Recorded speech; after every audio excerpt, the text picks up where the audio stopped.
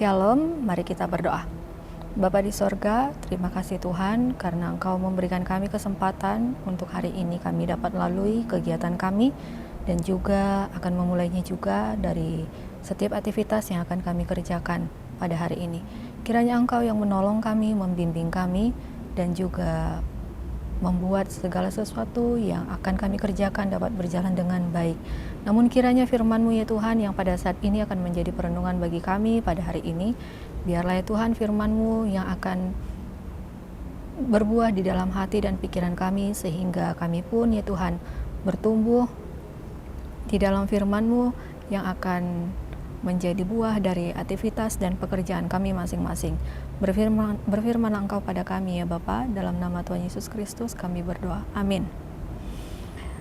Jemaat yang dikasihi oleh Tuhan kita Yesus Kristus, renungan firman Tuhan pada hari ini yang terambil dari Markus 1 ayat 15, bunyinya demikian. Ninado nunga dapotikina, nunga songgop harajau ni debata.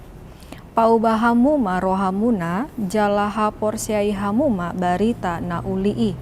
Katanya, waktunya telah genap, kerajaan Allah sudah dekat, bertobatlah dan percayalah kepada Injil.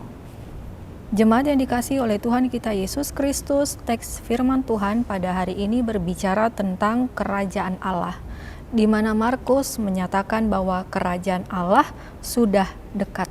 Artinya kerajaan Allah itu dekat dengan kita, dekat dengan kehidupan kita. Dan kerajaan Allah itu selalu identik dengan Allah itu sendiri yang menjadi pemilik dari kerajaan Allah. Namun dalam firman Tuhan pada hari ini Markus mengatakan bahwa waktunya telah genap. Yang digenapkan adalah kerajaan Allah itu dekat di dalam kehidupan kita, di dalam kehidupan manusia. Dan dikatakan juga bertobatlah dan percayalah kepada Injil. Ternyata Markus mengungkapkan bahwa kerajaan Allah yang sudah dekat dan waktunya yang telah genap itu kita diajak untuk bertobat, hidup di dalam buah pertobatan dan percaya kepada Injil. Kita tahu bahwa Injil adalah kabar baik, di mana Injil menuliskan tentang kabar baik Allah yang menjadi juru selamat kita lahir. Dia datang ke dunia untuk melayani. Dia datang ke dunia untuk memberikan pengajaran nilai-nilai keilahian dan nilai-nilai hidup kemanusiaan. Serta juga di dalam kitab Injil menuliskan tentang kerajaan Allah itu sendiri, di mana setiap orang yang percaya kepada Yesus Kristus sebagai juru selamat, dia akan menerima jaminan kehidupan kekal yang juga pada dasarnya itu berada di dalam kerajaan Allah.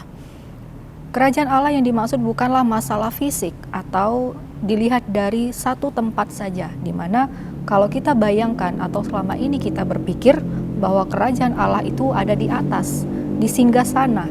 Namun sorga atau kerajaan Allah itu pertama sekali ada di dalam diri kita, di dalam hidup kita, di mana yang memiliki atau yang menempati kerajaan Allah atau sorga itu adalah jiwa kita, roh kita. Oleh sebab itu ketika kita masih hidup di dunia ini, tubuh yang Tuhan ciptakan untuk kita melakukan yang sesuai dengan kehendak Allah agar jiwa, roh kita itu tertuju kepada kerajaan Allah yang sudah dekat.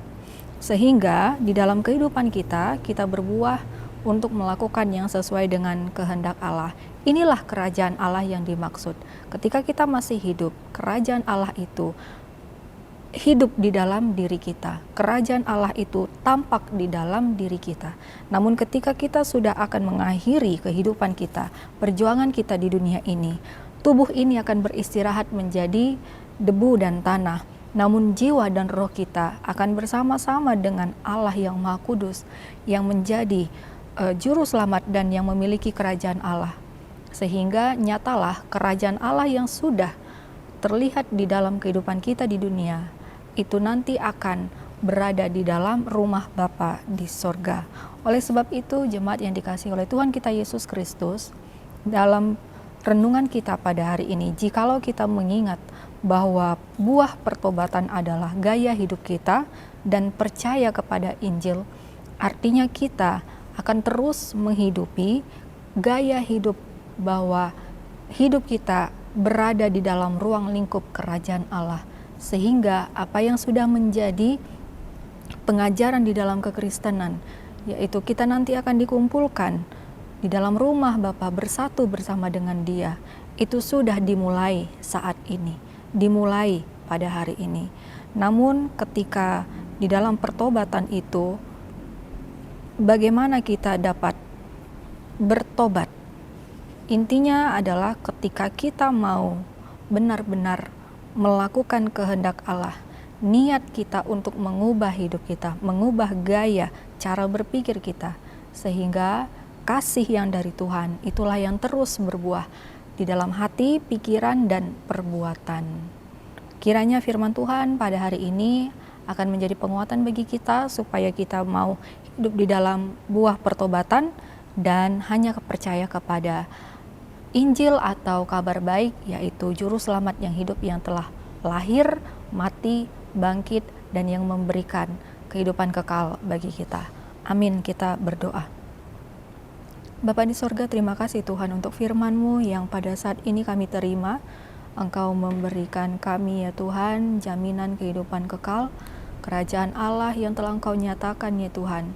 Begitu besar dan mulianya Engkau ya Bapa, di mana Engkau lahir datang ke dunia ini dan mati untuk kami, serta Engkau bangkit untuk memenangkan iman kami ya Tuhan, sehingga kami melihat bahwa di dalam diri kami ada kemenangan kehidupan yang akan kami terima.